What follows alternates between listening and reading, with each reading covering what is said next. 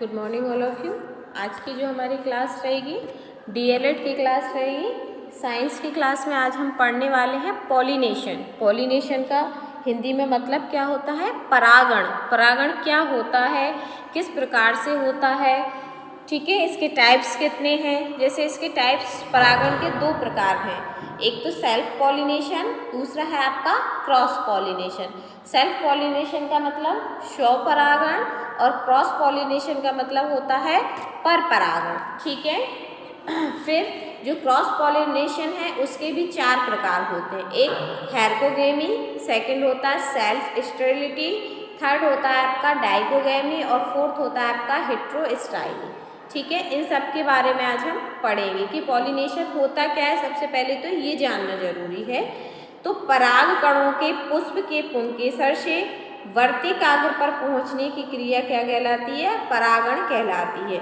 जैसा कि मैंने आपको डायग्राम में, जो फ्लावर का डायग्राम था उसमें बताया था, पराग कण क्या होते हैं, पुंकेसर क्या होते हैं, वर्तिकाग्र क्या होती है, ठीक है। तो पराग कण जो होते हैं, पराग कण के पुष्प के पुंकेसर से वर्तिकाग्र पर पहुंचने की क्रिया को हम क्या कहते हैं?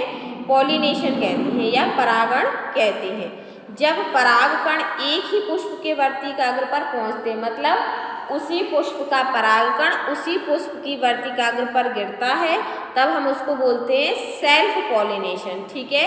यदि एक पुष्प है और उसी पुष्प का परागण उसी पुष्प पर गिर रहा है, तब हम उसको बोलेंगे सेल्फ पॉलिनेशन, ठीक है। वहीं यदि एक पुष्प का परागकण उसी पौधे के दूसरे पुष्प के वर्तिकाग्र पर पहुंचे तो उसे हम बोलते हैं जीटिनोगेमी, ठीक है।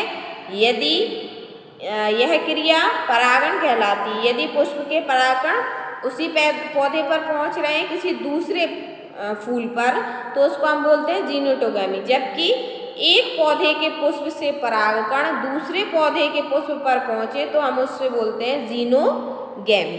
कुछ आनुवांशिक वैज्ञानिकों के अनुसार जीटोनोगेमी स्वपरागण का ही एक प्रारूप है, क्योंकि इसमें पौधे के सभी पुष्प आनुवांशिक रूप से समान होते हैं, ठीक है।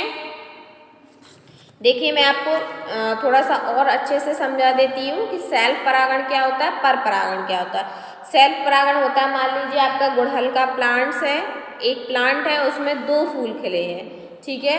तो उसी प्लांट के उसी फ्लावर के यदि परागकण उसी फ्लावर की वर्तिकाग्र पर यदि गिर रहे हैं तो वो हो गया आपका स्वपरागण। लेकिन यदि उसी एक पुष्प के परागकण दूसरे पुष्प उसी पौधे के दूसरे पुष्प पर गिर रहे हैं तो वो हो गया आपका जीनोगेमी, ठीक है। लेकिन जीनोगेमी ही स्वपरागण है। लेकिन पर परागण किसे बोलते हैं, क्रॉस पॉलिनेशन किसे बोलते हैं? जब मान लीजिए आपका एक गुड़हल का रेड वाला प्लांट लगा है, दूसरा आपका गुड़हल का वाइट वाला प्लांट, वाइट गुड़हल का प्लांट लगा है, लेकिन यदि वो रेड वाले फ्लावर के परागण वाइट वाले फ्लावर के परागकण पर क्या करें, गिरें, वर्तिकाग्र पर गिरें उसके परागण, तब वो होगा क्रॉस पॉलिनेशन। मतलब अलग अलग फ्लावर के परागकण अलग अलग पौधों पर गिरे तो वो हुआ आपका पर परागण या क्रॉस पॉलिनेशन, ठीक है। अब सेल्फ पॉलिनेशन को एक बार और समझ लेते हैं। स्वपरागण की क्रिया केवल उभयलिंगी मतलब बाइसेक्सुअल पुष्पों में ही होती है, क्योंकि इसके परागकण पकने का, परागकोश स्फुटन का तथा वर्तिकाग्र के परिपक्वन होने का समय एक ही होना चाहिए। मतलब इसमें जो बाइसेक्सुअल प्लांट्स रहते हैं उन्हीं में ये क्रिया पाई जाती है, क्योंकि उसमें क्या रहता है, जब परागण पकेंगे, स्फुटन मतलब जब वो स्फुटित होंगे या उससे बाहर निकलेंगे, तथा वर्तिकाग्र के परिपक्वन होने का समय जो है, टाइम जो है वो एक ही होना चाहिए। यह केवल उभयलिंगी पुष्पों में संभव है, ठीक है। जो बाइसेक्सुअल प्लांट्स हैं उन्हीं में केवल ये क्रिया संभव हो सकती है। अतः जो पुष्प खुलने वाले होते हैं उनमें परागकोश तथा वर्तिकाग्र बाहर की ओर निकलते हैं। ऐसे कई प्लांट्स रहते हैं, ऐसे कई पुष्प रहते हैं जो बाद में खुलते हैं, उनके अंदर से जो है वो परागकण निकलते हैं। उनमें परागकोश तथा वर्तिकाग्र बाहर की ओर निकलते हैं। पुष्प ना खुलने वाले होते हैं, उनमें परागकण पुष्प से बाहर नहीं निकलते। यहाँ और केवल स्वपरागण की क्रिया होती है। यदि पुष्प ऐसा है जो खुलेगा, खुल के उसमें परागकण निकलेंगे तभी ये क्रिया होती है। यदि वो पुष्प ना खुलने वाला है या फिर उसमें परागकण बाहर नहीं निकलते तब ये क्रिया स्वपरागण की क्रिया जो है वो नहीं होती है। जैसे कनकौआ, सभी जानते हैं कनकौआ में 2 प्रकार के पुष्प होते हैं। एक तो वायवीय नीले बड़े खुलने वाले कीट परागित पुष्प तथा भूमिगत राइजोम पर लगने वाले क्लीस्टोगेमस व स्वपरागित पुष्प। कुछ पौधों में वायवीय स्थिति अधिक अथवा कम होने पर चेस्मोगेमस पुष्प क्लस्टोगेमस पुष्प में परिवर्तित हो जाते हैं। ठीक है, तो ये हो गया आपका स्वपरागण और परपरागण। अब उन्होंने कहा कि परपरागण भी 4 प्रकार से होता है। फर्स्ट है आपका हरकोगेमी। हरकोगेमी मतलब कभी कभी पुष्प में वर्तिकाग्र लंबी वर्तिका के कारण ऊंचाई पर होता है। जो वर्तिकाग्र होती है वो वर्तिका के कारण क्या हो जाती है, ऊंचाई पर हो जाती है, तथा पुतंतु के छोटे होने के कारण परागकोश बहुत नीचे रह जाता है।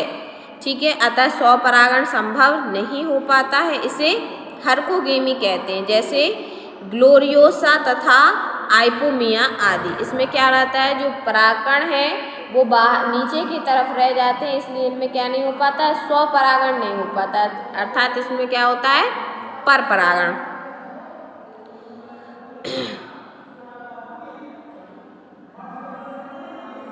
नेक्स्ट है आपका स्वबंधयता। जैसे पिटूनिया एक्सिलेरिस में यदि परागकण भी जाता है तो वर्तिका के मध्य तक पहुंचकर पराग नलिका समाप्त हो जाती है, निषेचन नहीं होता और उनमें स्वबंधता पाई जाती है। यदि हम नेक्स्ट की बात करें डाइकोगेमी। डाइकोगेमी क्या होता है, कुछ पुष्पों में नर व मादा जनन अंगों के परिपक्वन का समय अलग अलग होने के कारण स्वपरागत संभव नहीं हो पाता है।